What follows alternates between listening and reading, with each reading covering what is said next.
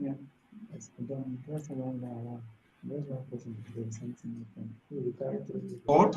Yes. I have that recorded already. Appearances now. Thank you, my lord. My lord, my name is F.K. Kamagam. Yes. I appear with my colleague Selina Sampson for the claimant. Yes. For the claimant respondent. Thank you. Yes. Thank you, my lord. The other parties?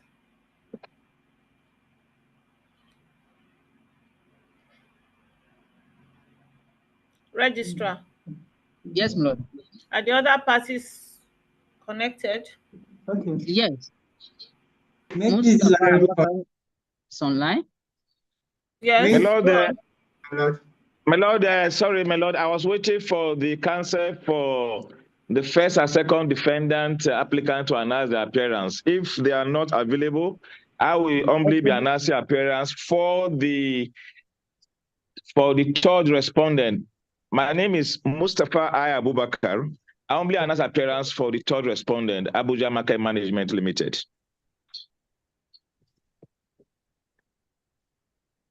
Oh, but it's online.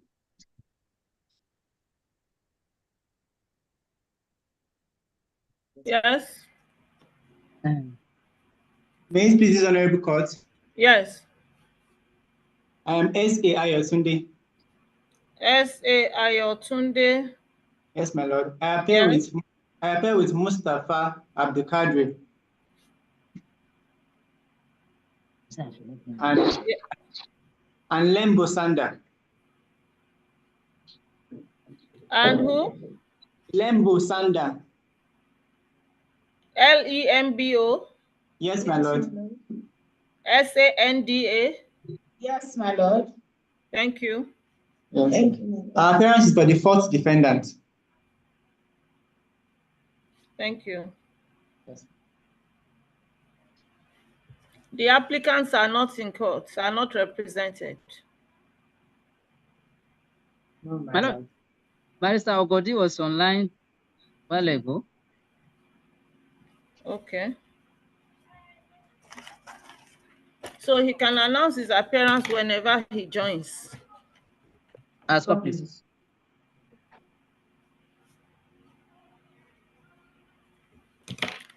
I'll proceed to deliver my ruling, which I'm going to be reading directly from the computer. As well, please. This ruling is in respect of two applications brought by the first and second defendants. The first application is a notice of preliminary objection, subsequently referred to as NPO, filed on 11th July 2023, while the second application is a motion on notice filed on 23rd July 2023. I will determine the NPO first. In the NPO, the first and second defendants sought the following orders.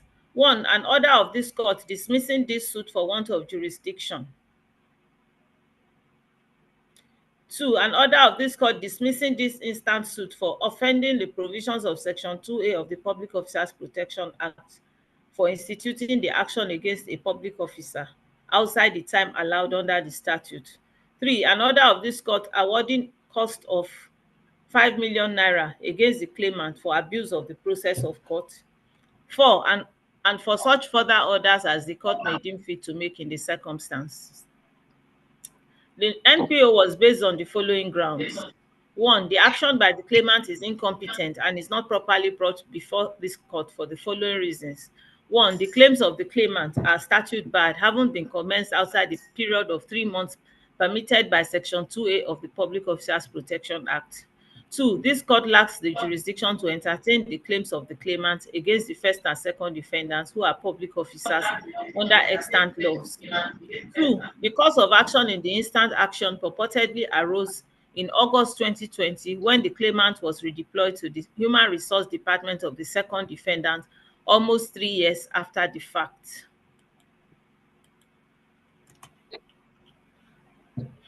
The preliminary objection was supported by an affidavit deposed to by Mercy Nabdo, litigation secretary in the law firm of J.A. Ogodi and Company.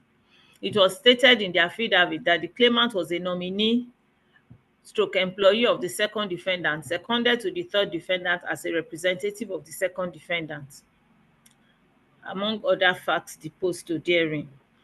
The preliminary objection was also supported with a written address wherein counsel for the first and second defendants submitted this issue for determination. That is, whether the right of the claimants to institute this action is not statute barred, thereby denying this honorable court the requisite jurisdiction to entertain this suit, having brought this action against a public officer more than 3 months after the cause of action arose. In arguing the issue, it was submitted, among other submissions, that a perusal of the averments in the statement of facts will reveal that this suit is an action against a public officer of the second defendant sometime in August 2020 for the wrongful redeployment of the claimant to the Human Resources Department of the second defendant sometime in August 2020, and that the first and second defendants are public officers covered by the protection offered by Section 2A of the Public Officers Protection Act 2004. In opposing the preliminary objection, the claimant filed a counter affidavit and written address on 20 July 2023. The counter affidavit was deposed to by the claimant, and he said he was never an employee of the second defendant, and he was never seconded to the third defendant. Rather, he is an employee of the third defendant, nominated by the first defendant, and could not have been redeployed to the second defendant, as he was not their staff. He was illegally redeployed in August 2020, but some of the facts underlining the redeployment still continued even after the redeployment. He issued a pre-action notice which expired on 3rd March 2023, and that was when his course of action crystallized. The claimant further said the statute of limitation does not apply to his case. I have abridged the reading of this ruling by skipping some of the summaries of the facts and written addresses. Yes, so I will proceed to the decision on the preliminary objection. But before then, I will read a portion of the introduction. Thus, although the learned senior counsel for the first and second defendant had asked me to discountenance the claimant's further and better counter affidavit with the rejoinder on the ground that it is unknown to the rules of this court, I am, however, of the view that the interest of justice and fair hearing dictates that I consider all the processes filed by the parties in this application in order to reach a decision that will serve the justice of the case. Accordingly, I have taken note of these additional processes filed by the parties, and I shall consider them where relevant in this ruling. Now, the decision on the notice of preliminary objection. The first and second defendants contended in the preliminary objection that the suit of the claimant is statute barred by the effect of Section 2A of the Public Officers Protection Act. And for that reason, they prayed this court to dismiss the suit.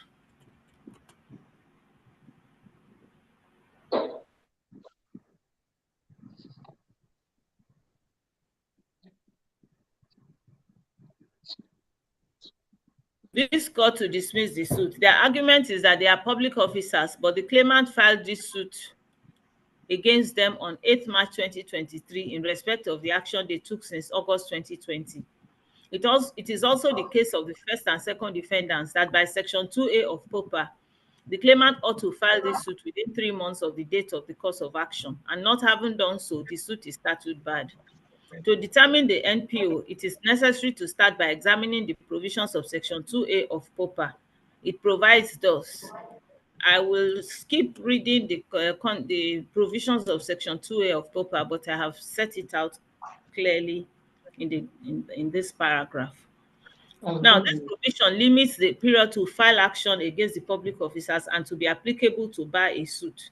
Its fundamental requirements are that the person sued must be a public officer.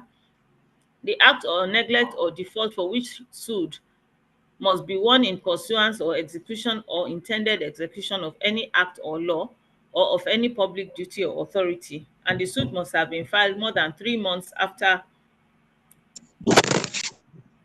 the act, neglect or default complaint, or in case of a continuance of damage or injury more than 3 months after the damage or injury has ceased.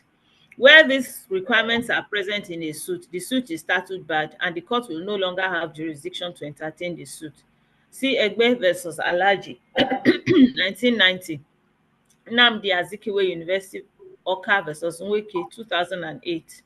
The law is settled that in determining whether a suit is statute barred, the processes to which recourse should be had are the writ of summons and the statement of claim. See JSF Investment Limited versus Browell Line Limited, 2011. Elabanjo versus Dawodu, 2006. In this case, the processes to consider are the complaint and the statement of facts. It is from these processes the requirements for the application of Section 2A of POPA can be found. The claimant did not dispute the fact that the first and second defendants are public officers. The description of the first and second defendants in paragraphs 2 and 3 of the statement of facts discloses that they fall within the definition of a public officer.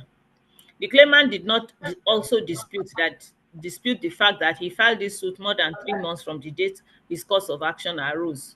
From the averments in the statement of facts, the cause of action of the claimant against the first and second defendants is his redeployment by the second defendant from the third defendant to the Human Resources Department of the second defendant in August 2020. The letter of redeployment is dated 14th August 2020. See paragraphs 17, 18, 19, 20, 21, 22, 23, 26, and 28 of the statement of facts. The claimant filed this suit on 9th March 2023, a period of more than 3 months from the date his cause of action arose against the first and second defendants. The contention of the claimant is, however, that his case enjoys some of the exceptions created to whittle down the application of the limitation period in POPA. I shall examine the exceptions relied upon by the claimant to see if they or any of them can save his case. Learned counsel for the claimant argued in both the rejoinder and oral submissions in court that the redeployment of the claimant from the third defendant to the second defendant was not an act done in pursuance or execution or intended execution of any act or law or of any public duty or authority, but the exercise of the first and second defendant's shareholders' rights in the third defendant. According to counsel, the act was done as a private business decision and not a public duty or exercise of public authority. In the further affidavit in support of the appeal, it was averred on behalf of the first and second defendants that the redeployment of the claimant to the third defendant was in exercise of the statutory rights and powers of the first and second defendants. The issue raised by these arguments is whether the act of the first and second defendants, which the claimant complained about in this suit, is an act done in pursuance or execution or intended execution of any act or law or of any public duty or authority, as to bring the suit against them within the contemplation of Section 2A of POPA. From the averments in the statement of facts, the third defendant is a limited liability company to which the first and second defendants are shareholders. It was in the exercise of their ownership/shareholders' rights they appointed the claimant as MD/CEO of the third defendant, and it was also in the exercise of the same rights they redeployed him from the third defendant. Thus, both the appointment of the claimant and his redeployment was in the exercise of the first and second defendant's role in the management of the third defendant. Accordingly, the redeployment of the claimant from the third defendant was a business decision towards the management of the third defendant, a private company, and not an act done in pursuance or execution or intended execution of any act or law or of any public duty or authority. The act of the first and second defendants, which is the claimant's cause of action, does not fall within the acts of public officers protected by Section 2A of POPA. Accordingly, the cause of action of the claimant against the first and second defendant is not one contemplated in Section 2A of POPA. Assuming the act of the first and second defendants falls within the acts of public officers protected by Section 2A, Then it will be considered whether the act falls within the exceptions relied upon by the claimant. As rightly submitted by counsel for the claimant, there are established exceptions to the protection afforded public officers in Section 2A. One of the established exceptions to Section 2A is that it does not apply to cases founded on contract of employment. It was recently held by the Supreme Court in National Revenue Mobilization Allocation and Fiscal Commission versus Ajibola Johnson 2019 that Section 2A of POPA does not apply to contract of service. See also Oluremi Obasanjo versus Wura Boga, Nigeria Limited, 2022. Accordingly, once the subject matter of a suit involving a public officer is founded on contract of service or employment, POPA will not operate to bar the action, even if the suit was filed outside 3 months of the accrual of the cause of action. In this suit, the case of the claimant, as disclosed in the statement of facts, revealed that his engagement with the third defendant and his redeployment therefrom is founded on contract of employment with the defendants. The subject matter of the suit therefore constitutes an exception to Section 2A of POPA. Having carefully considered the grounds of the NPO,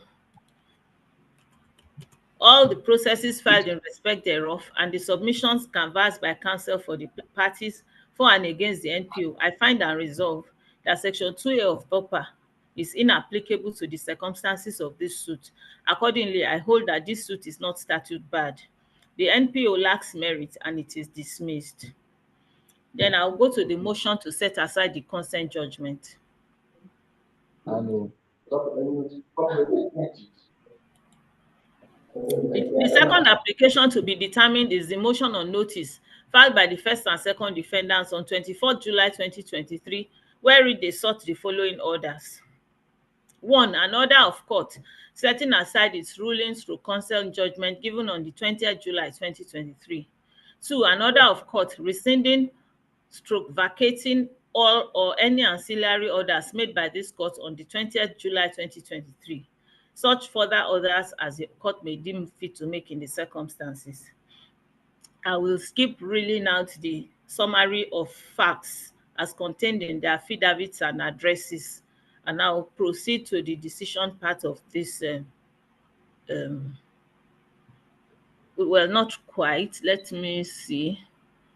After the summary of facts and addresses of the application in support of this motion, in support of this application, the claimant filed a notice of preliminary objection against the motion together with a counter affidavit to oppose the motion on 26 April 2024. In the appeal, the claimant sought an order of court striking out the motion on notice filed on 24 July 2023 by the first and second defendant for want of jurisdiction to hear and determine the motion on merit. The grounds of the PO are as follows. The application is not brought in accordance with the due procedure of law laid down by the rules of this court.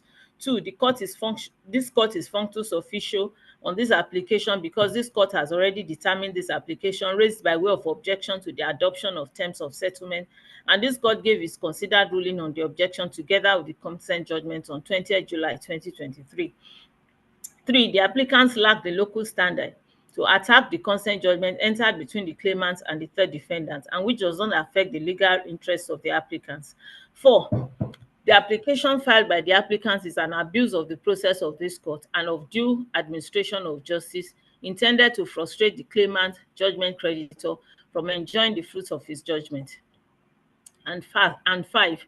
This court has jurisdiction to grant the relief sought in this preliminary objection, and it is in the interest of justice to do so. The notice of preliminary objection is not supported with an affidavit or a written address, but it is indicated in the notice that at the hearing of the PO, the claimant shall rely on the counter affidavit filed by the claimant in opposition to the motion, and the arguments in support of the preliminary objection shall be incorporated in the written address accompanying the counter affidavit. The counter affidavit of the claimant in opposition to the motion was deposed to by the claimant.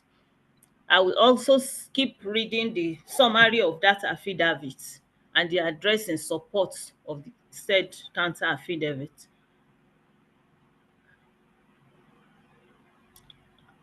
And I will proceed straight to the decision part of this application. Before then, it is important to reel out that the claimant also filed a further and better counter affidavit on 3rd July 2023. I have heard the oral objection of the learned silk for the first and second defendant to the competence of the further counter affidavit. The further counter affidavit is simply meant to bring in 3 documents referred to in the claimant's earlier counter affidavit, but which were not exhibited thereto. I will allow the further counter affidavit in the interest of fair hearing. Leave is granted to the claimant to file the further counter affidavit. The further counter affidavit filed on 3rd July 2023 is deemed as properly filed. Now to the decision on the motion to set aside the consent judgment. In the instant motion, the first and second defendant want this court to set aside the consent judgment delivered on 20th July 2023. This was originally being handled by my learned brother, Honorable Justice R.B. Hastrop, who delivered the consent judgment. The suit was reassigned to me on 3rd October 2023. To properly determine the application, there is need to understand the background of the case up till the date of the consent judgment. From the averments pleaded by the claimant in the statement of facts, the first, second, and fourth defendants are stakeholders in the third defendant, but the second and fourth defendants are shareholders in the third defendant. In April 2009, the first and second defendants appointed the claimant as a managing director, chief executive officer of the third defendant, and he was accordingly the nominee of the second defendant into the third defendant. The board of directors of the third defendant subsequently ratified the appointment of the claimant as the MD/CEO of the third defendant in February 2010. In August 2020, the second defendant wrote a letter to the claimant, redeploying the claimant from the third defendant to the Human Resources Department of the second defendant. Aggrieved with the redeployment, the claimant instituted this suit on 9th March 2020, wherein he claimed the following: 17 reliefs. I have actually reeled out the 17 reliefs sought by the claimant, and I do not think it is necessary to read them all over again for sake of time, but they are clearly set out in the body of the ruling. So all the defendants filed statements of defense to the suit. The first and second defendants filed a joint statement of defense on 17th May 2023. The third and fourth defendants filed their separate statements of defense on 3rd May 2023. Just a minute, please.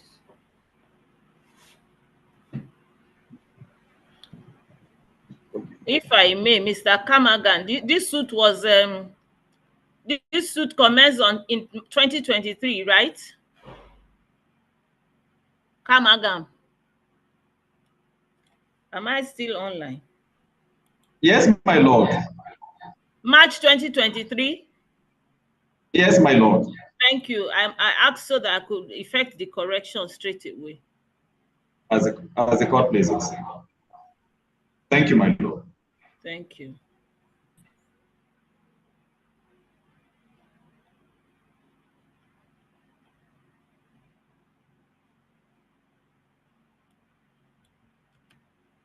Okay.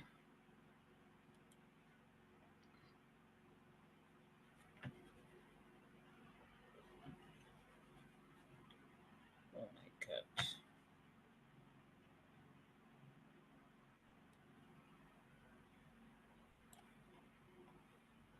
So, in the proceedings on 27 June 2023, counsel for the claimant informed the court that the claimant and third defendant are in the process of amicably settling the matter, quote and unquote, and we shall file terms of settlement and adopt same. The terms of settlement between the claimant and the third defendant was filed on 19 July 2023, and on 20th July 2023, this was what transpired in court. Kamagam, we informed court of settlement and filed terms between claimant and third defendant, having conclusively settled their differences but unable to reach final settlement with the other defendants. We intend to adopt terms of settlement between claimant and third defendant, and we want to proceed against other defendants. Ogodi, we are not aware of the settlement in as much as we are not opposed to settlement. Kamagam, what we have agreed with the third defendant is as applicable to it and the claimant, and the reliefs to which parties have settled are not in any way affecting the first, second, and fourth defendants. Court, I listened to both counsel and perused the terms of settlement filed by the claimant and third defendant, which is dated 19th day of July 2023 and filed same date. This court is not unmindful of the submissions of the first and second defendants, but having read the terms of settlement before me, it is clear that the reliefs contained therein are as it relates to the claimant and the third defendant only, and has nothing to do with the first and second defendant or even the fourth defendant. The court continued thus. The reliefs are particularly reliefs 6, 7, 8, 9, 10, 11, 12, 13, 15, and 16. The said terms of settlement has been filed in accordance with the provisions of Order 42 of the rules of this court, and it is accordingly entered as consent judgment of this court. Meanwhile, reliefs 1, 2, 3, 4, 5, 14, and 17, as contained in the claimant's statement of facts dated 8th March 2023, remain subject to trial as it relates to the first, second, and third defendants only. Now, from the record, consent judgment was entered in the suit on the basis of the terms of judgment executed and filed between the claimant and the third defendant. Terms of settlement.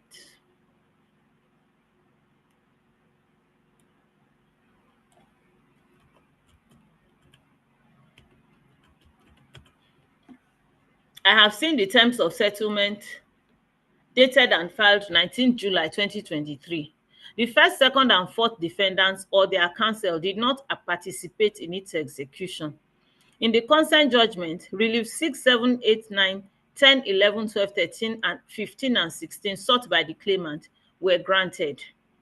The reliefs so granted in the consent judgment are as follows. Even though it's quite lengthy, I think it is necessary for me to read out the content of these reliefs.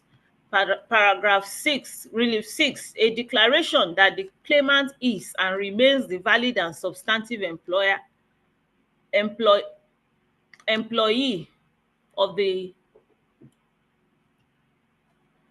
third defendant in the position of the managing director and chief executive officer of the third defendant, and also a member of the board of directors of the third defendant until he validly ceases to be, in line with the laws and legal instruments applicable in his employment relationship with the third defendant. Relief 7, an order of this court allowing the claimant to resume his office in the third defendant and his schedule of duties as its managing director and CEO, and restraining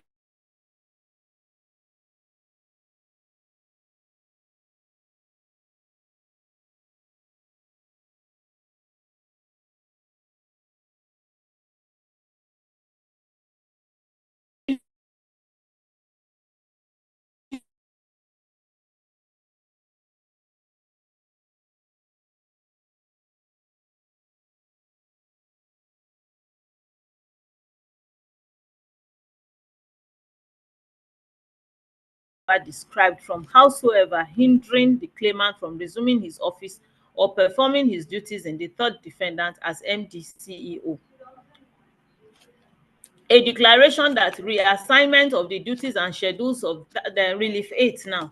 A declaration that reassignment of the duties and schedules of the claimant in the third defendant to any other person, including but not limited to architect Ibrahim Uzaibat and engineer Muhammad Abbas Yakubu, to serve whether in acting or permanent capacity in the office of the claimant during the period of his unlawful redeployment is unlawful, null and void ab initio, and of no effect whatsoever, and in breach of the employment and service contract between the claimant and the third defendant, the office of the claimant not being vacant, still occupied by the claimant. And relief 9, an order of court directing the third defendant to pay to the claimant the sum of 60,000 United States dollars being the yearly foreign training allowance due and outstanding in favor of the claimant from the third defendant for the period of 3 years, effective April 2020 to March 2023, at the rate of $20,000 per annum. Relief 10, an order of this court directing the third defendant to pay the claimant such other accumulated training allowance as it may accumulate during the pendency of this suit at the rate of $20,000 per annum, or may be reviewed with effect from April 2023 until judgment is entered in this suit and the claimant resumes his office and normal payments of all entitlements, including the training allowance to the claimant, resumes. Relief 11, an order of this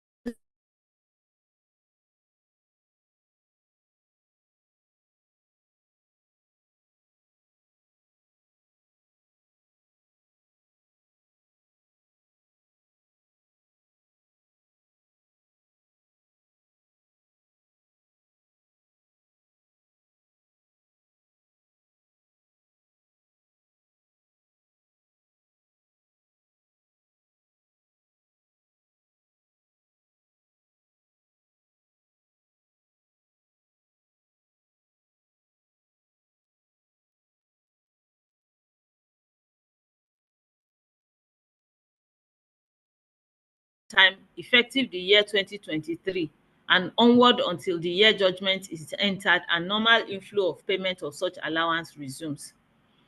Relief 13, an order of court directing the third defendant to pay or give to the claimant all other allowances, bonuses, and other such rights, privileges, and entitlements which are due and outstanding in favor of the claimant from the third defendant as at the date of filing this suit and until when the claimant fully resumes his office. 15, Relief 15, an order of court directing the defendants jointly and severally to pay the claimant the sum of 500,000 naira only, plus 10% of the total judgment sum as may be awarded in favor of the claimant as cost of this action. And 16, an order of court directing the defendants jointly and severally to pay post-judgment interest at the rate of 10% of the total judgment sum entered in favor of the claimant from the day judgment is entered until judgment of this court is fully liquidated. Now, the application of the first and second defendants is for this court to set aside the said consent judgment for the reasons given in the application.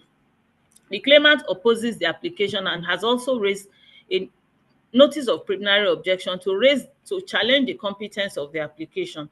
I have examined all processes filed in the application and have considered all arguments made in respect thereof.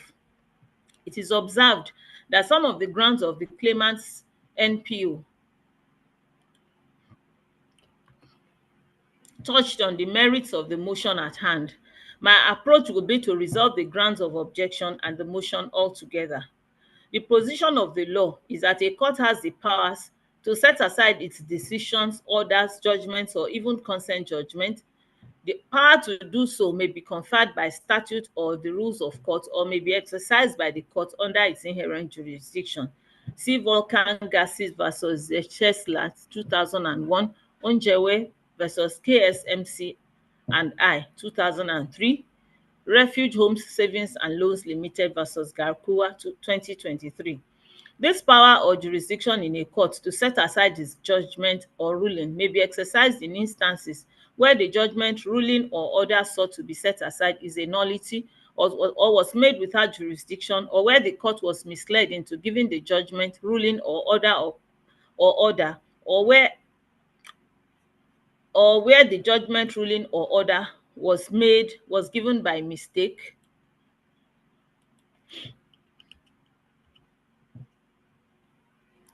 In addition, the rules of this court has empowered the court in Order 47 Rule 22 to set aside its order or judgment. It provides thus. That's Order 47 Rule 22. The court may suo motu or on application of any party affected correct, rescind, or vary its order or ruling. A. the order or ruling erroneously sought or erroneously granted in the absence of any party affected by it.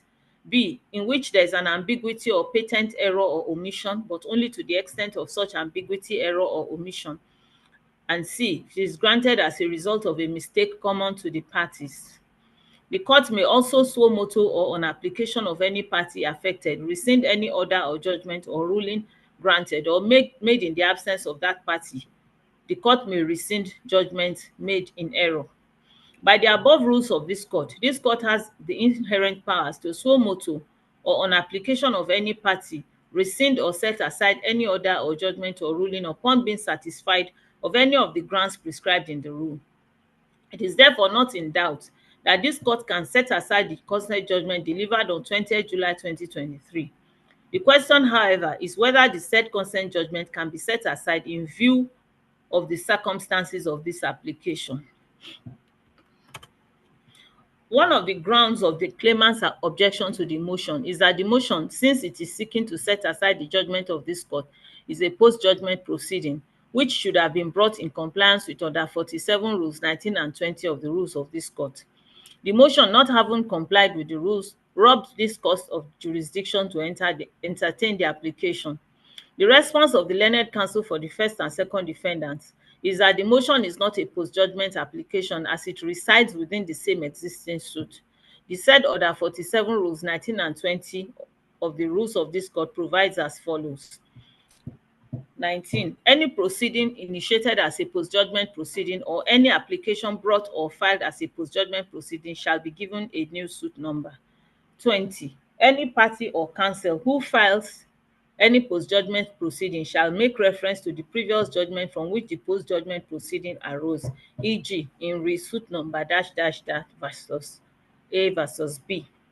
The above provisions are clear. The crucial question to resolve is whether the motion filed by the first and second defendants in this suit on 21st July 2023 is a post-judgment proceeding as to require compliance with the above rules.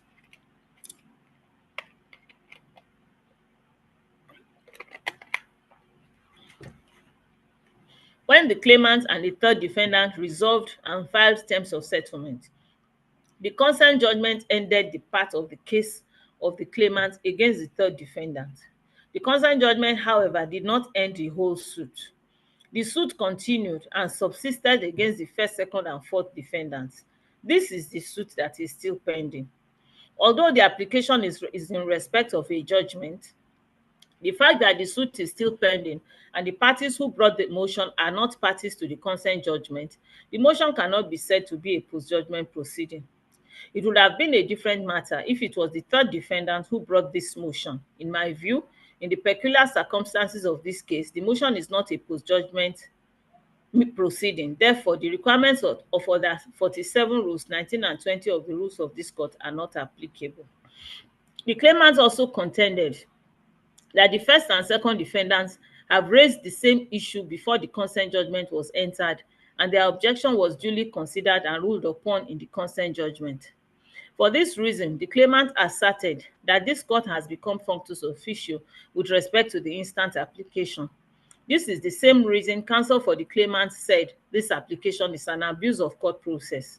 The response of counsel for the first and second defendant to this ground of objection is that counsel for the first and second defendants did not raise any objection that was ruled upon by the court on 20th July 2023. And when the court said that the reliefs granted does not affect the first and second defendant, it was a mere observation which does not operate as functus officio.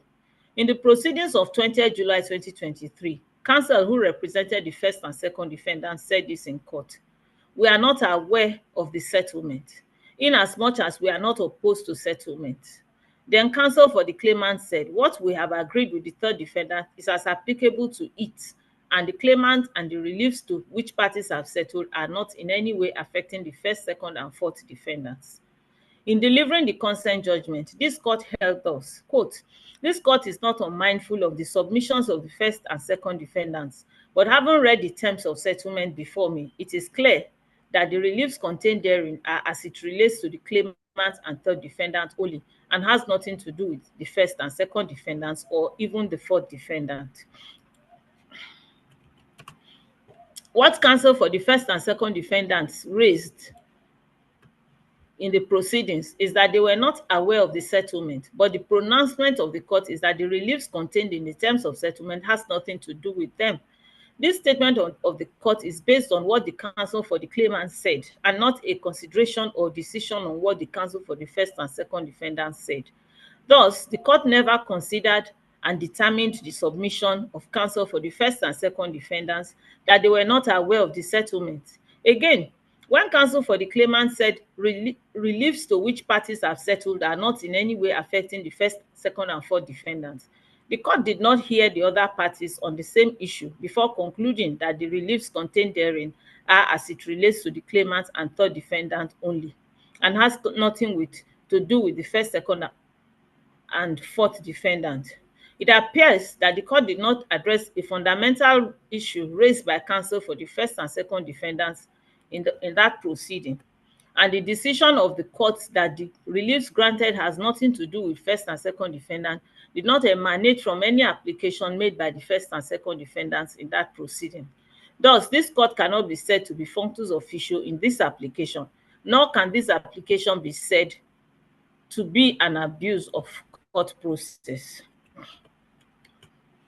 The claimant also took the position that the first and second defendants lack the local standard to apply to set aside the consent judgment entered between the claimant and the third defendant, because the consent judgment does not affect the interests, rights, or obligations of the first and second defendants. This point of objection collides directly with the complaints of the first and second defendants against the consent judgment upon which they brought this motion.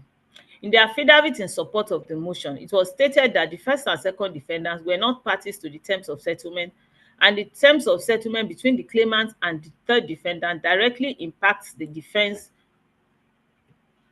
of the first and second defendants.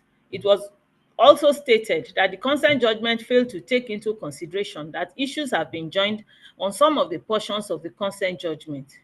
In the claimant's counter affidavit, he admitted that the first and second defendants were not parties to the terms of settlement because it was only him and the third defendant that agreed to settle their differences amicably. It is therefore not in dispute that the first and second defendants were not parties to the terms of settlement. The complaint of the first and second defendants in this motion is that the consent judgment given on the basis of the terms of settlement has affected their interest and defense in the suit. I have read the statement of defense filed by the first and second defendants in the suit before the terms of settlement was filed and consent judgment entered.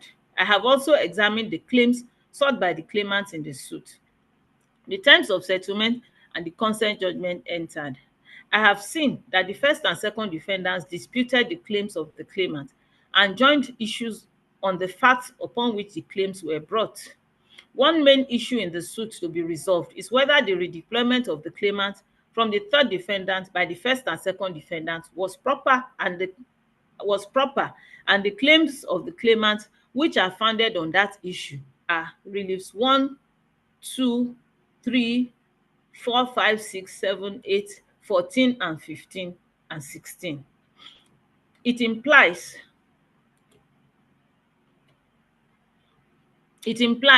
that relief 6, 7, 8, 15, and 16 granted in the consent judgment did not concern the third defendant alone, but affected the first and second defendants.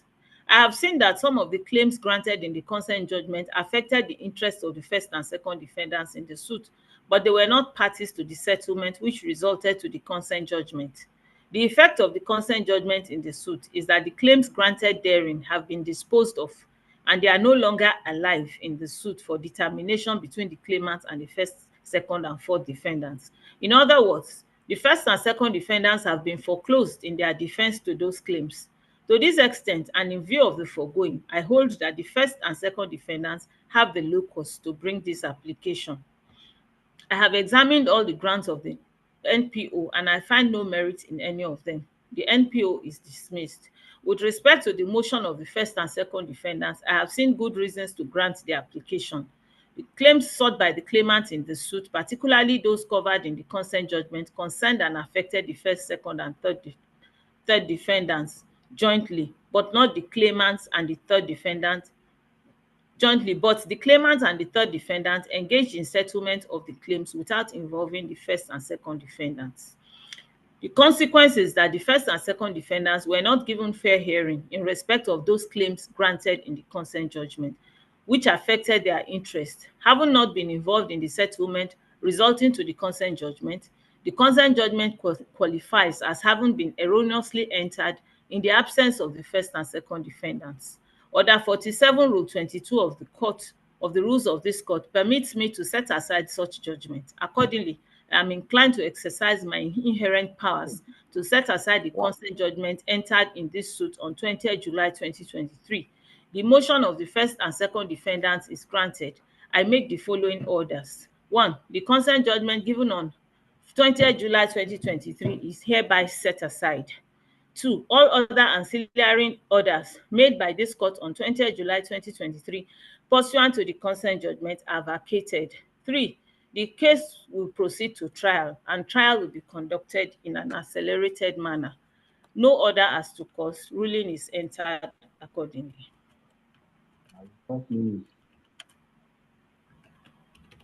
My Lord. Yes. My Lord, I'm sorry I'm a little late. I tried to join earlier, I couldn't join because of the issues with Zoom. My name is J. Ogodi. I am counsel for first and second defendant, sir. J. A. Ogodi.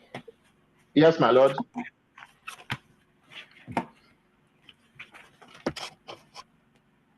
I'm grateful, my Lord. And I must commend my Lord for the very, very erudite ruling my Lord has just delivered. And I pray God continue to grant my Lord with wisdom. Thank you so much, my Lord. Thank you. So you are able to pick up copies of the ruling today.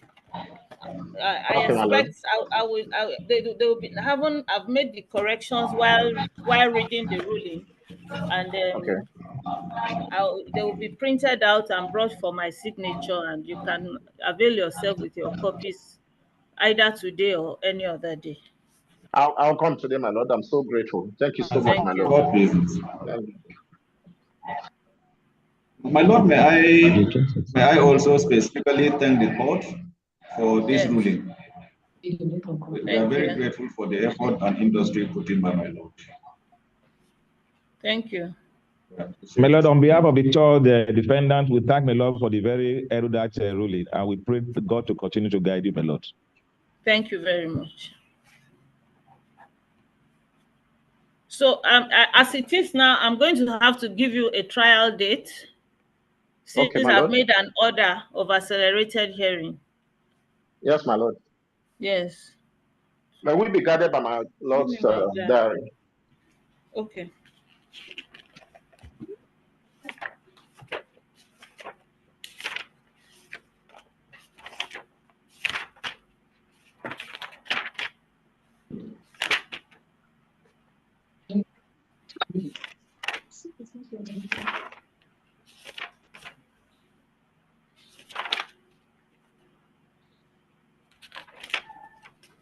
There's so much. November 18th and 19th, I give you 2 days. 18th and 19th of which month, my Lord? November. Are they alternate dates, or they are going together? No, they follow each other. 18th is a Monday, and 19th is a Tuesday. Okay, I'm not with the Leonard Silks diary now, but I will try and reach him so that we can work on that date, my Lord. Those days. The only other thing I can do is to give you some Friday dates, because usually most of you are free on Fridays. 2 consecutive Fridays, Friday the 8th and Friday the 15th of November, if that works. That might work. That might work. I'm going to live with the last. I think that might work. I might be trying to take that. Yes, my Lord. My Lord, Okay. 8 That's and 8 and Mr. 15 is Kamagam, are convenient you for the still claimant. online? Yes, my Lord. Are So you 8 okay and with Friday yes, the 8th, 8, Friday yes, the 8, 8th, and yes, Friday 8, the 15th? 15th. Yes, my Lord, is convenient for the claimant. Okay, because usually you are most of you are free on Fridays, and if we work very hard, we can go very far on each of those Fridays, because I'm not likely to fix any other matter. My lord, it's also convenient. Yes, it's convenient for the court defendant, my lord. Very well, thank you. It's convenient for the third defendant. It's going to be at 10 a.m. on each of those Fridays. 10 a.m. Okay. Yes, my lord. 10 a.m. Thank As you. the court Yes, pleases. my lord. As the court pleases.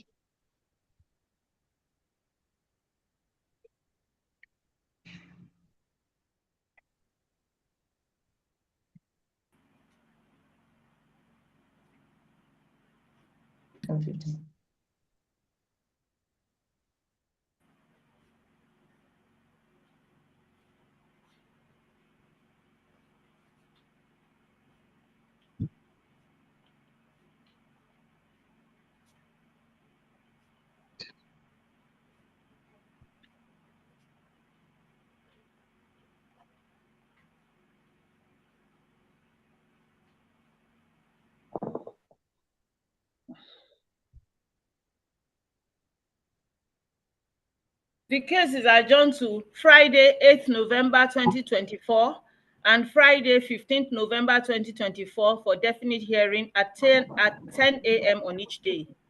Trial As will the be court pleases. conducted in an accelerated manner. As the As the court As the court pleases. pleases. As the court Thank you. pleases. We are most grateful, my lord. Thank you. Thank you very much, my lord. Okay. We are grateful as well, my lord. Okay. Registrar, call the next case.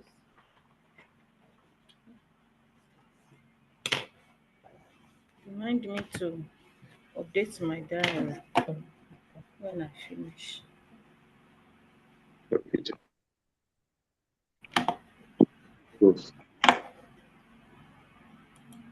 Call the next case.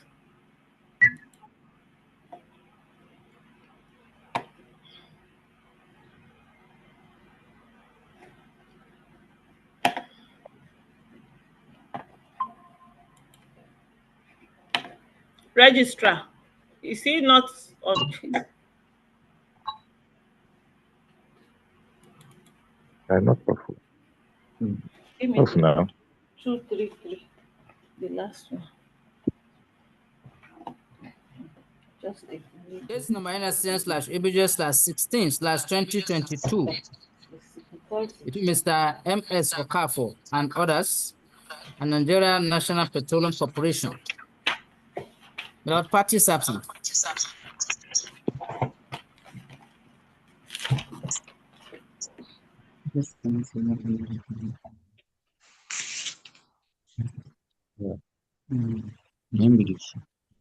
My Lord, I'm sorry to interject. Yes. If I may, my Lord, Yes. kindly grant us the permission to exit. If the Oh, court very pleases. well, please. If you are done with your matter, you can exit the court. Thank you. I'm grateful to the court. Thank you, my Lord. And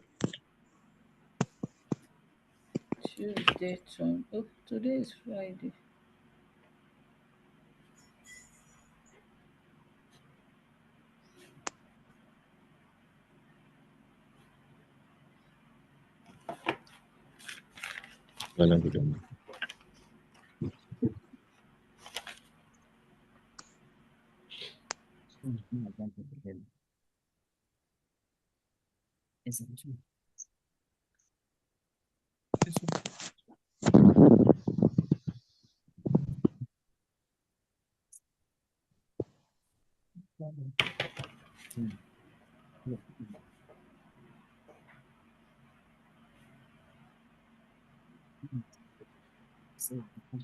Media. Okay.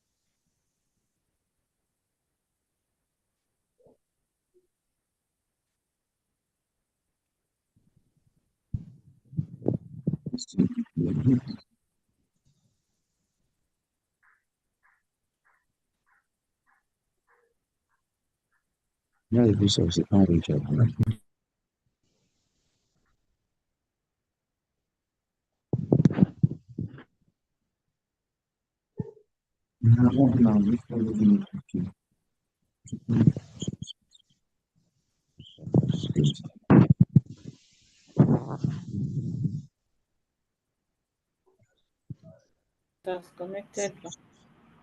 Are the parties present in court?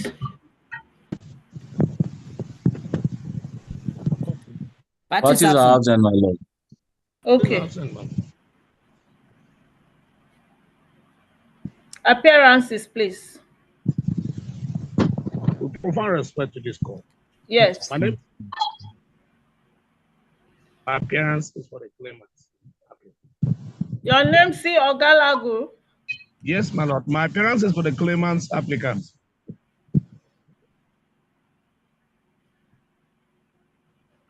Yes. Respectfully, my lord. Yes. Caleb C. Adagi. Yes. I appear with Anthony Odidi. Anthony. Odidi. Odidi is spelled O-D-I-D-I. Yes. Yes. And A-I, Equal. Our humble appearance is for the defendant respondents.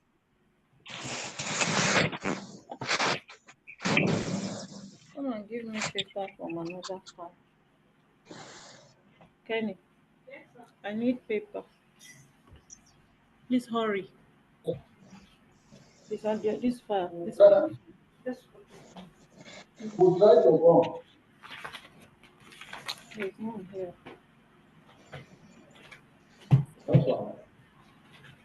Who is your doctor?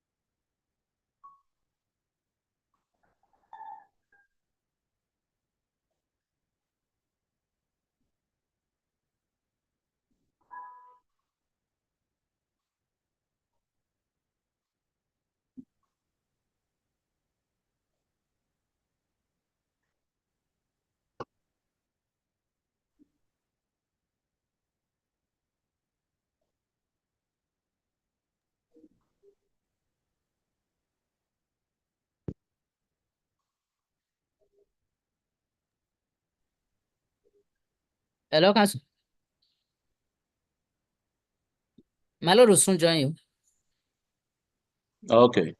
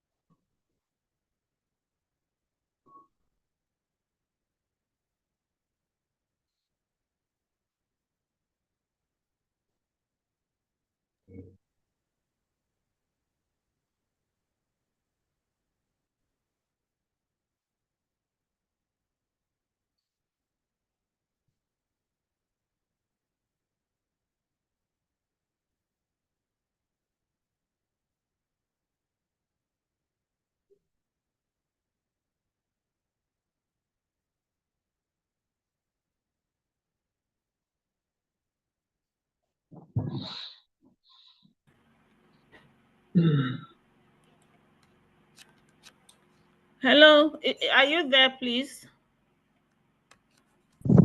Yes, my lord. For the defendant, Okay. the respondent. I'm sorry, I had a problem, connection problem. It's okay, my lord. My video is refusing to come on, but since you can hear my voice, I'll keep trying while I go ahead to read the ruling. Okay, we may proceed, sir. You're ready.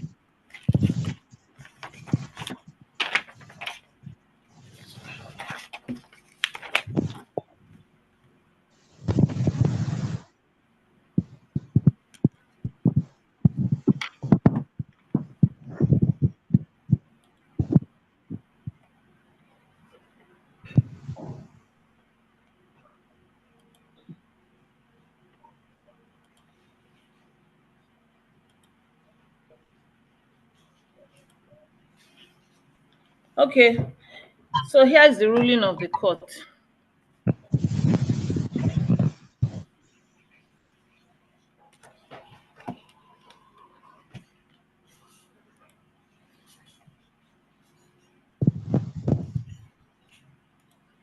In a motion on notice filed on 7th June 2023, there are two sets of applicants therein. The first set is the present claimants in the suit, while the second set is the persons who describe themselves as interveners.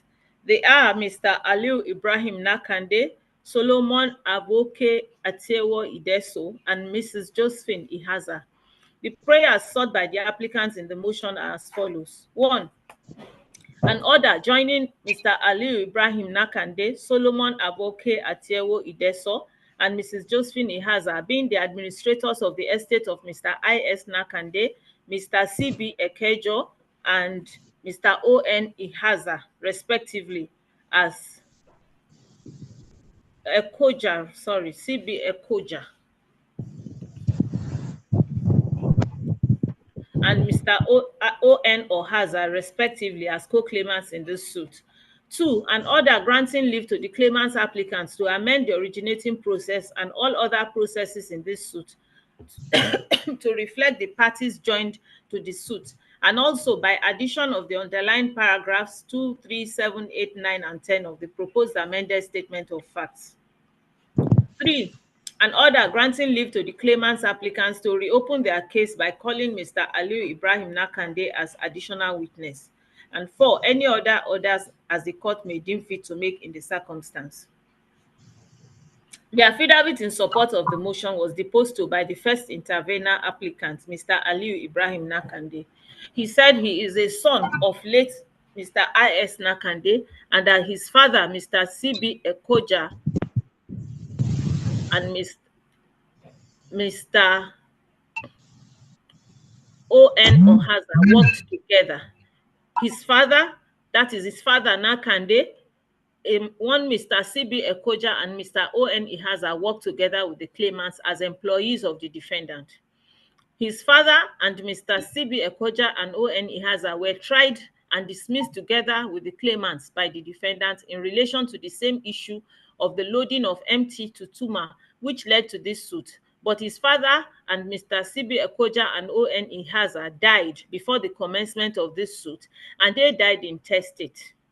The deponent said he was appointed as the administrator of the estate of his father, whilst second and third applicants interveners were appointed as the administrators of the estate of Mr. CB Ekoja and ON Ihaza, respectively. He further stated that being the legal administrators of the estate of the dead persons who are part of this suit and who will definitely be affected by the outcome of this suit, they have the legal right to be joined as parties to this suit. The deponent further averred that in the event that the application for joinder is granted, there is need to amend the processes of this court to reflect the added parties and aver additional facts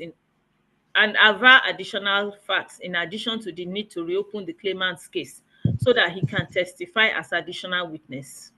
Exhibited to the affidavit are the instruments appointing Mr. Aliu Ibrahim Nakande, Solomon Avoke Atiewo Ideso, and Mrs. Josephine Ihaza as the administrators of the estate of Mr. I.S. Nakande, Mr. P.L. Oduma, and Mr. O.N. Ihaza, respectively. These are collectively marked Exhibit A, while the proposed amended statement of facts is Exhibit B.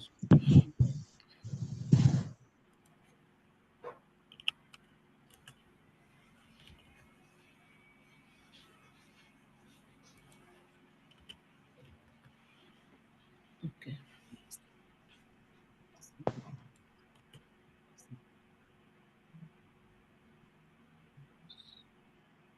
In opposing the motion, the defendant filed a counter affidavit on 15th June 2023. Gift Ogbonda, a legal practitioner in the law firm of Solomon Umo SAN and Co., deposed to the counter affidavit, wherein it was averred that the contract of employment of the dead persons does not form part of the estates mentioned in the letters of administration, and that the applicants or parties seeking to be joined do not have any legal rights in this suit, do not have local standing, neither can they take benefit of the relief sought in the substantive suit. It was added that the joinder of the applicants will overreach the defendant, as the claimants had already closed their case in this suit. I have read the various written addresses filed both in support of and in opposition to the application. Arguments proffered by counsel in the respective addresses were duly considered and evaluated. Reference will be made to them as it becomes necessary in the course of this ruling. Now, the decision of the court. When this suit was instituted on 20th January 2022, there were 6 claimants who include Mr. I.S. Nakande, Mr. C.B. Ekoja, P.L. Oduma, and Mr. O.N. Ihaza as 3rd, 4th, 5th, and 6th claimants. In the course of proceedings, it was revealed that Mr. I.S. Nakande, P.L. Oduma, and O.N. Ihaza had died even before the suit was instituted. In a ruling I delivered in the suit on 7 February 2023, Mr. I.S. Nakande, P.L. Oduma, and O.N. Ihaza were struck out from the suit, leaving Mr. M.S. Okafor, B.N. Ineli, and C.B. Ekoja as the claimants in the suit. Mr. M.S. Okafor and Mr. B.N. Ineli testified as CW1 and CW2 respectively, after which the claimants closed their case on 22nd July 2022. In the affidavit in support of the motion, I am now being told that Mr. C.B. Ekoja too died before this suit was instituted. This fact was never brought to the attention of the court until now. That is the reason Mr. C.B. Ekoja was not struck out from the suit. The parties as presently constituted in this suit include Mr. C.B. Ekoja as the 3rd claimant. No application has been made before me to strike out the name of Mr. C.B. Ekoja or to substitute him. Rather, what the applicants are asking me to do in prayer 1 of the motion is to join the administrator of the estate of Mr. C.B. Ekoja as a co-claimant in this suit.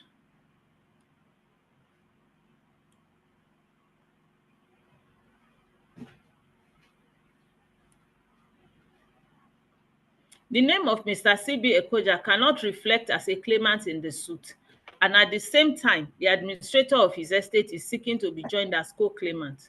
Should the averment that Mr. C.B. Ekoja died before this suit was instituted be correct, then the appropriate prayer to be sought with respect to him is to strike out his name from this suit, as was the position in my ruling of 7 February 2023, with respect to IS Nakande, PL Oduma, and ON Ohaza.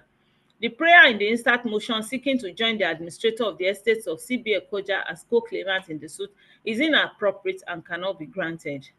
In this application, the person sought to be joined in the suit to represent the estate of Mr. C.B. Ekoja is Solomon Avoke Atiewo Ideso. I have seen the exhibited court order granting letter of administration to Solomon Avoke Atiewo Ideso. His appointment was in respect of the estate of Mr. P.L. Oduma. I have also seen the proposed amended statement of facts attached to the motion as Exhibit B.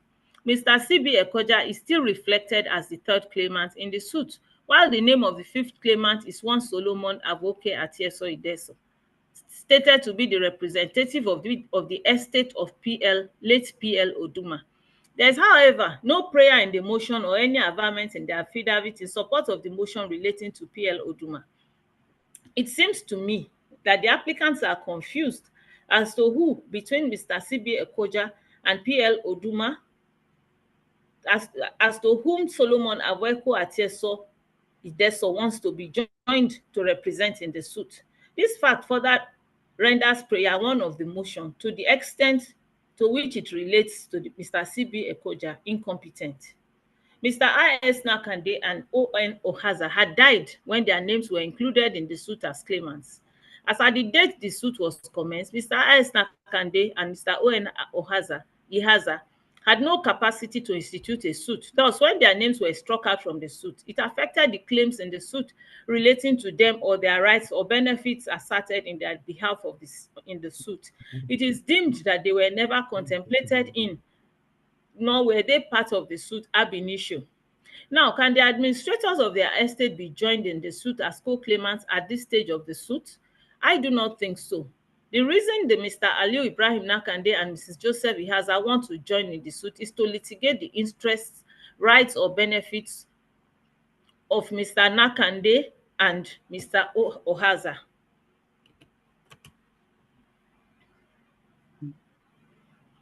Against the defendant.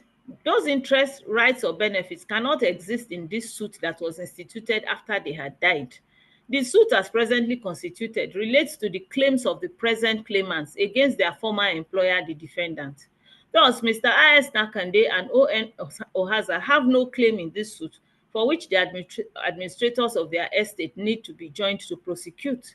Any desire by the administrators of the estate of Mr. I.S. Nakande and O.N. Ohaza to litigate for the benefits or rights which the defendants may owe to I.S. Nakande and O.N. Ohaza is not to join an existing suit, but to institute an action under the relevant rules of court as administrators of the estate of the deceased employees. The application by Mr. Aliu Ibrahim Nakande and Mrs. Josephine Ihaza to be joined in this suit will serve no useful purpose, and it is therefore not grantable. In view of the foregoing prayer one sought in the motion, in view of the foregoing, prayer one sought in the motion is not competent, it lacks merit, and it is accordingly refused. I will now consider the second and third prayers in the motion. The prayer for amendment of the processes is for the purpose of reflecting the names of the parties sought to be joined as co-claimants and to plead the facts of their appointment as administrators of the deceased persons whom they intend to represent in the suit. Similarly, the prayer to reopen the claimant's case is to allow Mr. Aliu Ibrahim Nakande seeking to be joined as the administrator of the estate of Mr. I.S. Nakande to give evidence. I have seen the proposed evidence of the said Mr. Aliu Ibrahim Nakande. It is evidence intended to be adduced in respect of the case of Mr. I.S. Nakande. It is observed that the prayers for amendment and to reopen the claimant's case are affected by the same reason for the refusal of the first prayer for joinder of the administrators as co-claimants in the suit. Therefore, there is no basis to grant prayers 2 and 3 of the motion. The result is that these prayers also fail. Consequently, the motion lacks merit and it is dismissed. No order as to cost. Ruling is entered accordingly. As a couple, please. As a couple, my Lord, we are very grateful. Thank you. My Lord, we are equally grateful for the well-considered ruling. Thank you. Thank you. Yes, my Lord. My Lord, we'll be asking for a date for continuation of hearing. And,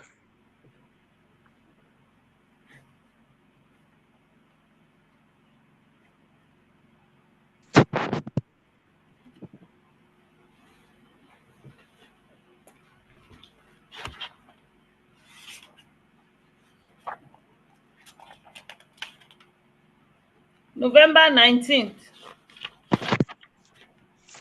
No.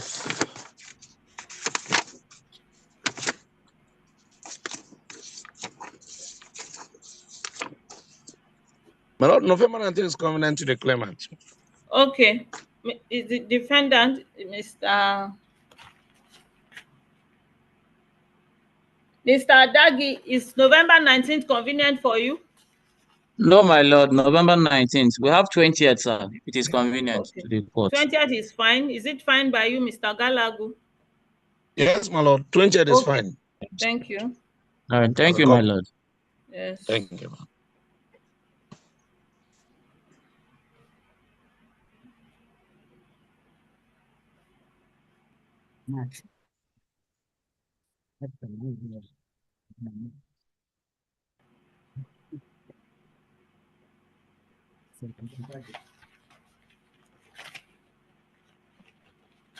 The case is adjourned to 20th November 2024 for continuation of hearing. As the court pleases. Thank you, my lord. A great one, my lord.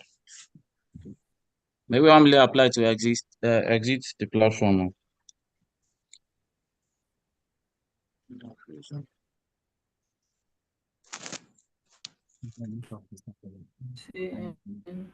ABJ 16, 20.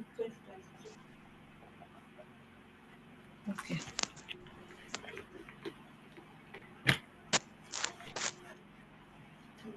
Okay, call the last one. This number /ABJ/233/2021 clarifying March Obialo and Independent Corrupt Practice and Other Related Offences Commission. Parties absent. Just bring a clean sheet.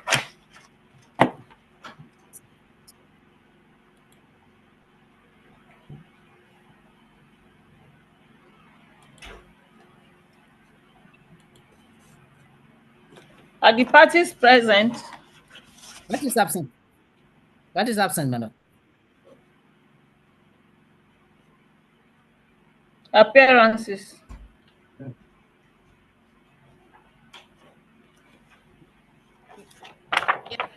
Any representation in the matter? Yes, my lord. It appears the claimant is absent, but I appear for the defendant, my lord. Okay. May you please this honorable court? Yes. My name is Daphne Edugeli. My humble appearance is for the defendant, my lord. Daphne. Daphne is spelled D-A-P-H-N-E, my lord. Odugele. Edugele is spelled E-D-U-G-H-E-L-E, my lord. I humbly appear for the defendant.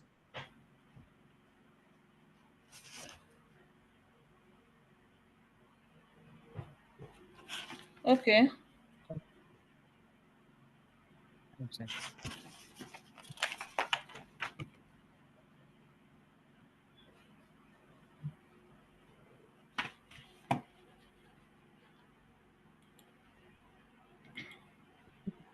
This is the ruling of the court. The claimant, who is now deceased, instituted this suit on 6 September 2021, seeking the following claims against the defendant, who was his employer. A declaration that the termination of the appointment of the claimant is unconstitutional, illegal, without due process, and it is null and void. B, an order reinstating the claimant to his position as chief superintendent in the defendant. C, an order that the defendant pay the claimant his salaries, bonuses, allowances, and all emoluments, howsoever described, from the 7th day of June 2021 until due determination of the claimant's employment. D, an order of perpetual injunction restraining the defendant from any act of undue determination of the claimant's appointment without compliance with the law, regulations, and rules governing his appointment. And E, cost. In the course of the suit, the claimant died on 18th December 2022. His sister, Nneka Obialo, has applied to this court via a motion on notice filed on 16th May 2024 to be substituted for the deceased claimant. In the affidavit in support of the motion, Precious Ikpe, who deposed to the affidavit, said the claimant, who died on 18 December 2022, had lost his wife 2 years before his death, and both of them have left behind 5 children. It was also deposed that the claimant's monetary claim in Relief C survives him, and that the applicant desires that she be substituted for her late elder brother. In the written address in support of the motion, learned counsel for the applicant, M.O. Oyinloku Esquire, submitted that an application for substitution is an innocuous application which should be granted as a matter of routine. Counsel referred to the provisions of Order 13, Rule 13, 1 and 2 of the rules of this court to submit that this court has the discretion to grant the motion to enable the applicant substitute her deceased brother as claimant. It was further submitted that the facts deposed to in the affidavit in support of the motion present good reasons for the grant of the motion to keep the suit alive. The defendant filed a counter affidavit and written address on 24 June 2020. I'm not sure of the year, to oppose the motion.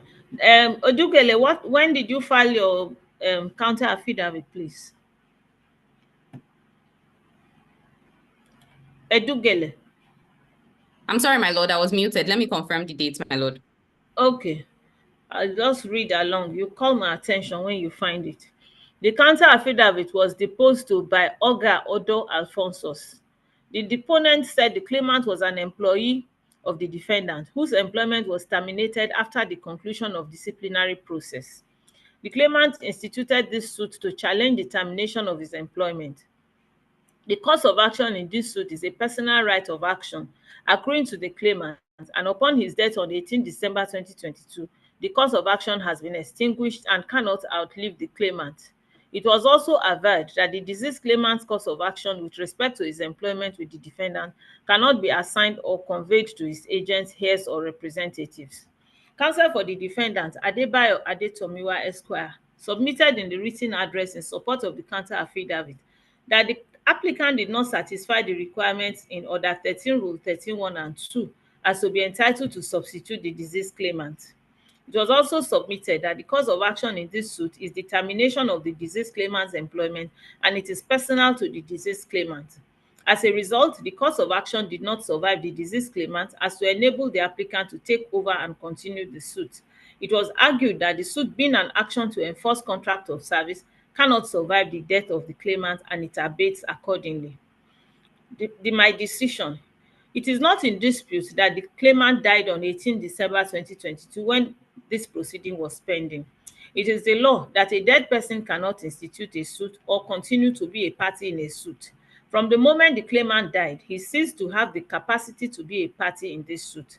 However, by the rules of this court, where a claimant dies in a pending proceeding, the rules permit the substitution of a person representing the interests of the deceased person to take over and proceed with the suit, subject to a fundamental condition. Order 13, Rule 13.2 of the rule provides thus, quote, where a sole or surviving claimant or defendant in a proceeding dies and the cause of action survives, but the person entitled to proceed fails to proceed, a judge may, on the application of either the deceased counsel or the opposing party, order any person to take the place of the said deceased and proceed with the suit. Order 27, Rule 1 of Order 13 further provides, Rule 27, sub-Rule 1 of Order 13 further provides as follows, quote, no proceedings shall abate by reason of the death or bankruptcy of any of the parties if the cause of action survives. The implication of the above rules is that upon application, a person may be allowed to substitute a deceased sole claimant, provided the cause of action in the suit survives the deceased claimant. It is stated in the motion that the applicant is a sister to the deceased claimant. In view of these provisions of the rules, the issue to be determined in this application is whether the cause of action of the deceased claimant survives him as to entitle the applicant to take over and proceed with the suit. Interestingly, the deceased claimant had given his evidence and closed his case in this suit before he died. From the averments in the statement of facts and his evidence, his cause of action is the termination of his employment by the defendant through a letter dated 4 June 2021. He complained about the reason for the termination and the procedure resulting to the termination of his employment. The main claim sought by the deceased claimant is the first claim, which is for this court to declare that the termination of his employment is null and void. All other claims in reliefs 2, 3, and 4 are dependent on the success of the first claim. I have seen that the deceased claimant's employment with the defendant, his complaints about the termination of the employment, and the claims he sought in the suit are personal to him. It is only him who has interest in the claims he sought, and only him can take benefits of the claims. In other words, the rights being asserted in the suit and the injury allegedly suffered were all personal to the deceased claimant. Accordingly, the cause of action of the deceased claimant is not of the nature that survives him. It is settled law that actions to enforce contract of employment, which is a contract of personal service, are personal in nature, and it abates upon the death of the party. See Ojo versus Akinsanwoye, 2014. Hadeja versus Ladan, 2017. In paragraph 4A of the affidavit in support of the motion, it was averred that the monetary claim sought by the deceased claimant in relief C survives him. The said relief is where the deceased claimant sought to be paid his salaries, allowances, and entitlements from the date his employment was terminated until his employment is duly terminated. This claim is one that can be granted only where the termination of the employment is voided and set aside. Thus, Relief C is bound to Reliefs A and B, which are in themselves personal to the deceased claimant. Accordingly, Relief C is not an isolated claim which survived the deceased claimant. To grant this application will mean that the applicant will take the place of the deceased claimant and prosecute the suit to conclusion. The setback will be that the claimants or any of the claims sought in the suit are not grantable to any person other than the deceased claimant himself. For this reason, the application cannot be granted. Consequently, the motion is dismissed. It is unfortunate the deceased claimant did not live to conclude the suit he instituted. The good Lord deemed it fit to call him home during the course of the suit. While I commiserate with the family of the deceased, I will advise his family members to submit to the will of God and allow the deceased and the suit he instituted to rest in peace. Since the suit is one which does not survive the deceased claimant, it has abated the moment he died. The suit being of a nature that cannot be continued, the proper order to be made at this point is to strike it out. The suit is accordingly struck out. No order as to court. Ruling is entered accordingly. As the court pleases, we are most grateful, my lord. Thank you. I have confirmed that our counter affidavit was filed on 24th of June 2024 and regularized at the last proceedings, 1st July 2024, my lord. Okay, 2024. Yes, my lord.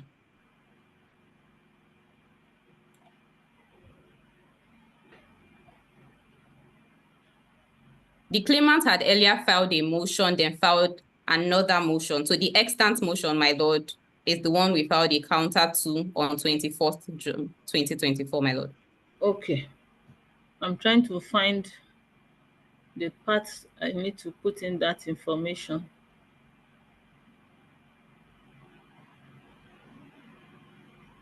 You filed a counter affidavit on the 15th June 2023? Yes, my lord. The claimant had filed an earlier motion in 2023, to which we responded in 2023. Subsequently, on 26th May 2024, the claimant served us with another motion, to which we responded via a counter of 24th June 2024, my lord. So the extant motion is the one filed in 2024. Okay. At the last proceedings, the claimant withdrew the earlier motion, my lord. And substituted it? Yes, my lord. Thank you. So I guess that's where this ends. Thank you very much. Well, I'm most grateful, my lord. Thank you.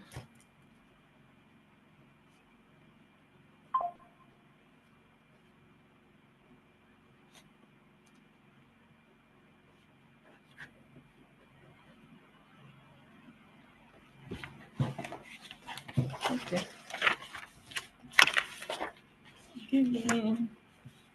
So the other matters, Mohammed. Yeah.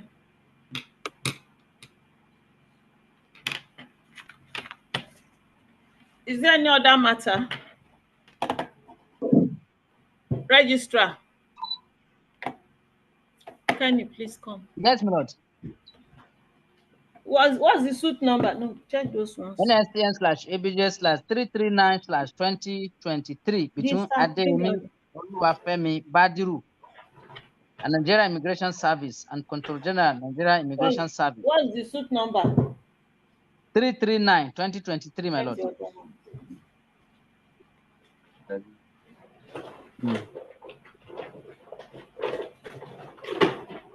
That was that one. 339. 339.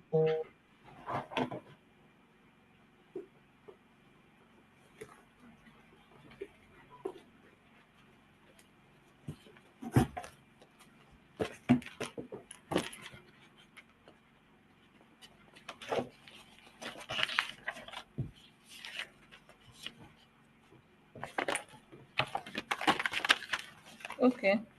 Parties? Parties absent. Appearances, please. Appearance, council.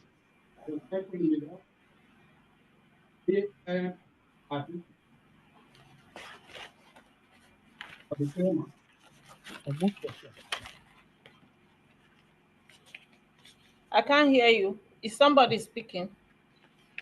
Yes, my lord. What? Respectfully, my lord.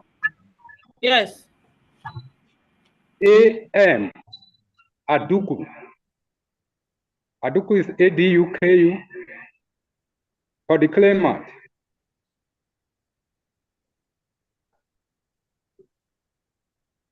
Yes. Well, my lord, it appears the defendant is not here. Were they served? Yes, my lord, they are served. Where are today's date?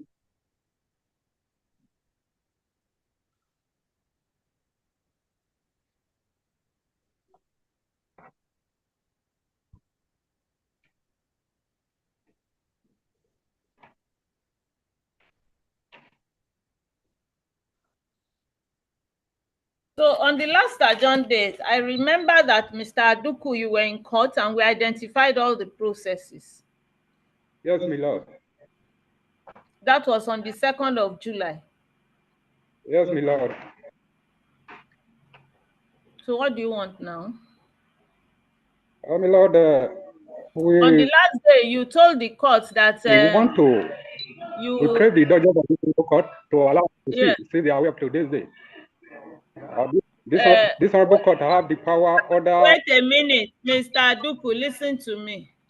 On the last adjourned date, what happened was that you told the court that you placed the call to them, to the defendant, and they said you should oblige them with an adjournment, and you are not objecting. So you want to tell me that you communicated this date to them as well? Yes, my lord. Because that was your responsibility. You delivered a message from the defendant on the last adjourned date. Yeah, yes, my lord. We communicated this date to them. They are via hearing notice. Hearing notice. Are they aware that we are having a virtual sitting today? No. Well, the registrar communicated to us yesterday evening. I don't know if Mohammed, did you communicate to the defendant? I did not see his number on the process, my lord. Okay, Mr. Aduku, I think in the present circumstance, let's see if we can avail you with the provisions of Order 45, Rule 7. Since all the processes are already in. Yes, my lord. Take a look at Order 45, Rule 7, and if that works for you, you make the necessary application, especially in view of the fact that all the processes are in, except if there's an indication that they are filing any other. We identified the originating summons, the first and second defendants' counter affidavit, and then your further affidavit. Then the first and second defendant's preliminary objection and your counter affidavit to the preliminary objections. We have identified all those processes. If you wish, you can proceed. If Order 45 Rule 7 works for you.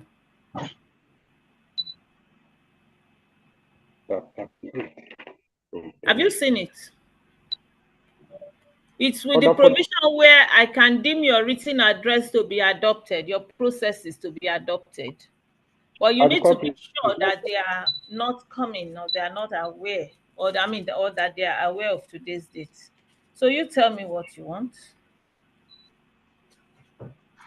My Lord,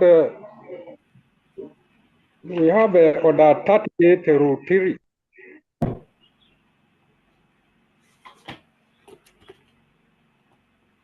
So we urge the court, pursuant to that provision, to deem all the processes as value.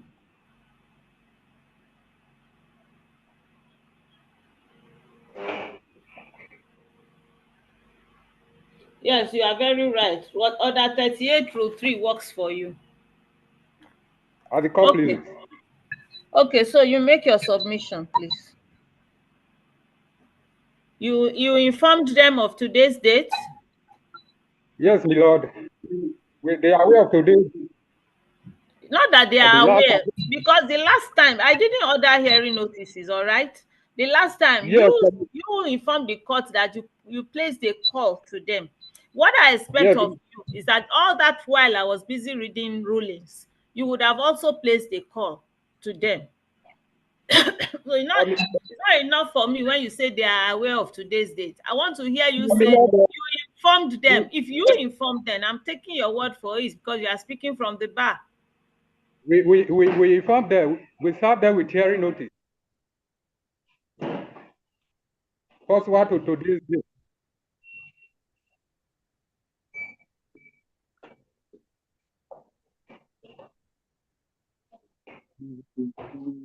Yes. So in view of that, my Lord, we urge this honorable court most respectfully. Yes.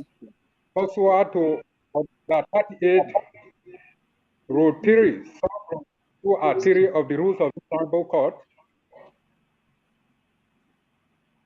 Yes. To deem all the processes filed in this matter as properly argued before this honorable court.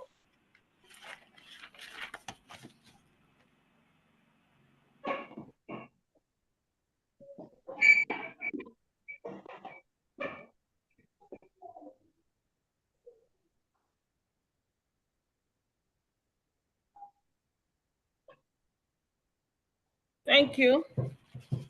As the court pleases, we are most grateful. So I will just refer to the processes and deem them as properly adopted. Okay. As the court pleases.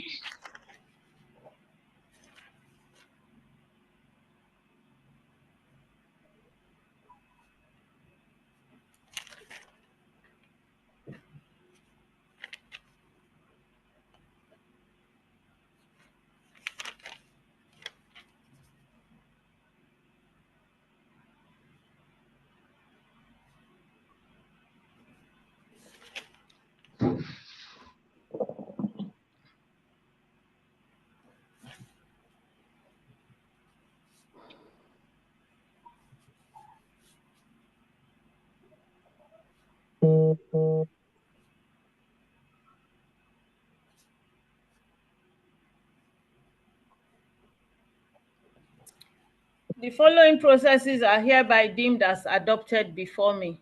The originating summons filed by the claimant on the 21st day of November 2023, counter affidavit of first and second defendant filed on 31st January 2024, further and better affidavit of the claimant filed 25th June 2024, the first and second defendant's notice of preliminary objection filed on 31st January 2024, and the claimant's counter affidavit to the defendant's preliminary objection, counter affidavit filed 25th June 2024. They are all deemed as duly adopted. As copies. As the court, please. We are most grateful. So I'm going to give you a date for a composite ruling, which would be the judgment of the court. As the court, please.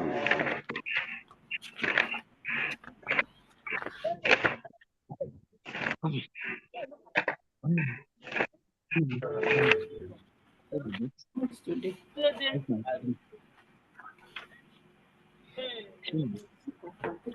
November 20th. 20th of November. November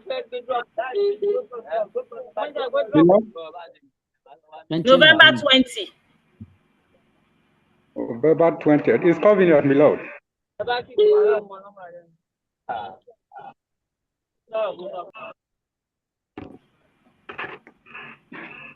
The case is adjourned to 20th November 2024 for judgment.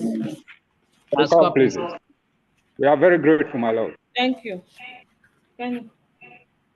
Is there any other matter? Kenny? Yes, Lord. Case number NSCN/ABJ/131M/2017.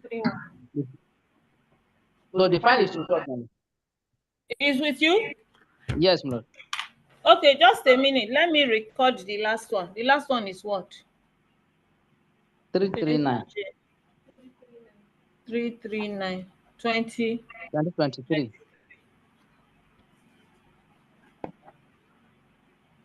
The other matter is for what? It's for hearing, Lord. Which matter is that? It's one of the matter transferred from later Bakoba's court. Are the parties present? The lawyers are present. Parties on both sides? Yes, Lord. We are not going to be able to conduct a trial by this virtual means. So let them take a date off record. Okay, my lord. Any other one? Yes, that one is 146/2023. Mr. Ajiwa Abdurauf. Is the file with me? No, the file is with me here. It's for what? It's for hearing. So sorry, my lord. Register, please. Bye. Okay. Mr. Abdul Karim. So sorry, ma. Yes. We got an SMS by our case, Memuna Ibrahim versus Honorable Minister and 3 others was slated for today for report of settlement. And I just heard the registrar say the last case. I can't hear you. I'm afraid I can't hear you. Can you just go over that again? Okay. ABJ 146, is that the one? Yes, my lord. ABJ 146. I don't know the lawyer that is talking. It's not in court here. I'm connected to the meeting now. Okay. Okay, yes. So in which matter? Memuna Ibrahim versus Honorable Minister. It's not your own. Which one is that? Let's attend. No, since he is here, let's attend to his matter. Which case is yours? Okay, 238/2023. My lord, Ibrahim. Here. You've gone for a report of settlement? Yes, my lord. Have they filed the terms of settlement? No. Mr. Abdul Karim? Yes, sir. Parties have not settled. We were unable to settle. Okay, so you want a date for hearing? Yes, sir. Okay, that's fine. You are going to, Mohammed will give you a date off record. Okay, sir. Thank We are you. most grateful, sir. Any other one? 146. Mr. Yes. Ajua Abdurauf. Yes. The lawyers are here, my lord.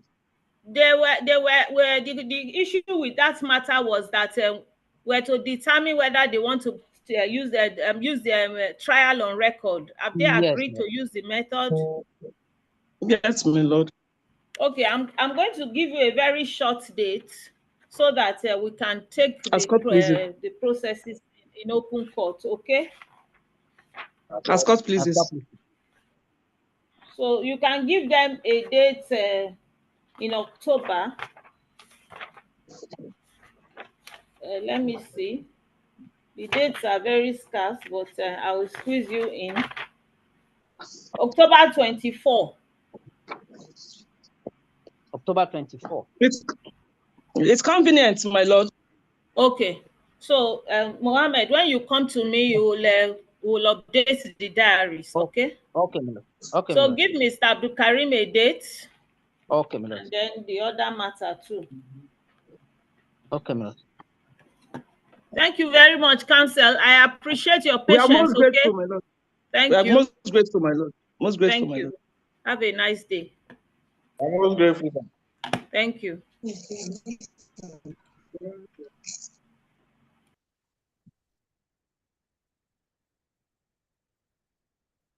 My lord.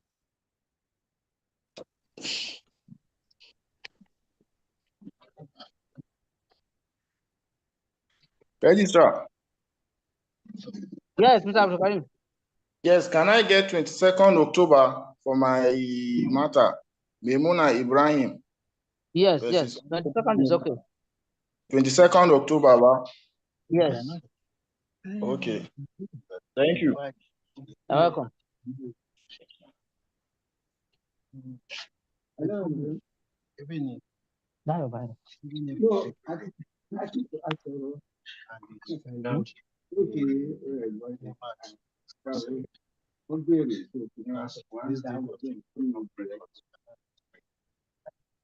We can get 2 barrels. Mohammed. Push. Okay, the file was not. The file was here. That was why they were telling this man. Anyone.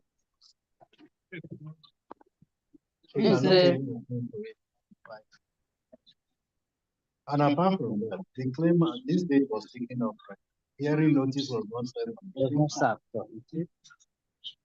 That is the reason. Say you want staff out. What will happen? Let's agree on it. Tell your principal that because the virtual hearing, the file was not with her. And secondly, the claimant cancer they are not set because it was taken up the court and not in court at the last date. As usual. After they will not come. We have to when serving the hearing notice that will send directly